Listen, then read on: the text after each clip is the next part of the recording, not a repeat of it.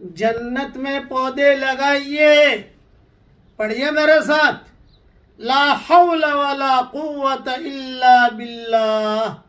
ایک پودا لگ گیا میرے لیے، لا حول ولا قوت الا باللہ، 2 پودے لگ گئے. معراج کی رات میں جب رسول اللہ صلی اللہ علیہ وسلم کا گزر حضرت ابراہیم علیہ السلام کے پاس سے ہوا تو حضرت ابراہیم علیہ السلام نے فرمایا اپنی امت سے کہیے کہ جنت میں زیادہ سے زیادہ پودے لگائیں، زمین بہت اچھی ہے، بہت وسیع ہے جنت کی. تو رسول اللہ صلی اللہ علیہ وسلم نے پوچھا جنت کے پودے کیا ہیں؟ تو حضرت ابراہیم علیہ السلام نے فرمایا لا حول ولا قوت الا باللہ، یہ جنت کے پودے ہیں. اس لیے لا حول ولا قوت الا باللہ پڑھنے کا بہت اہتمام کیجیے. یہ مضمون حدیث کا مسند احمد میں ہے.